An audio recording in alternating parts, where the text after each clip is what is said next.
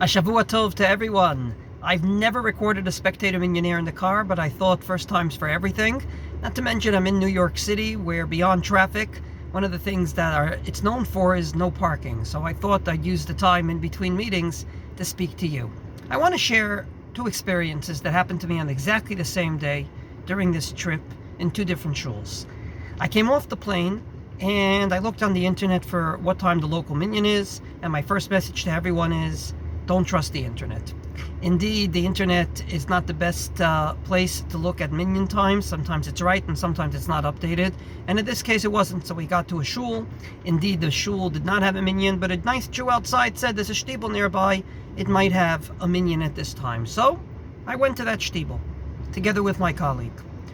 When we walked in, a Hasidic Jew sitting next to the Aron in the middle of davening comes up to us and says so nicely, "Good morning, where are you from?" And we said, "Two Jews from Israel." "Oh, very nice. Please put on a talis. I want to give you both an aliyah." And he gave us both an aliyah. It was Thursday. So we listened to Kriyas Torah, thinking that afterwards we'd find a minyan somewhere, and we already heard Kriyas Torah, we'd save time. As soon as Kriyas Torah was over, the Jew says, "You must be tired. You just came off a plane. Let me get you 2 cups of coffee." And we said, "No, it's fine. It's the middle of davening."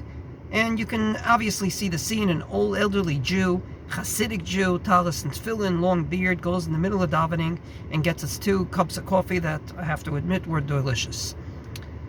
At the end of our little meeting, we were talking, and then I asked, "From Avu Kumtagid, which Hasidic group are you from?"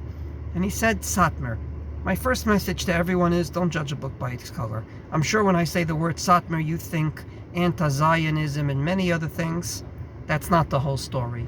I have never been received so beautifully by a Jew with Ma'or Panim like this Jew in this past week.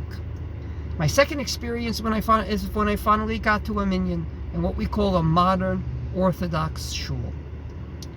No one looks at you. No one talks to you. It's a big shul.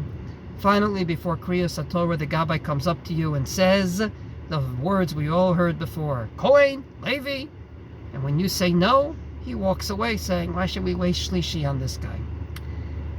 What I wanted to portray and what I wanted to convey, don't judge a book by its cover. I have never felt so warm as in a Hasidic shtibel run by a Satmar rabbi. And I have never felt so cold than in this modern Orthodox shul, and all this within an hour and a half of one another. Wishing everyone a wonderful week of Ladun Kol Adam Lekav Zchut.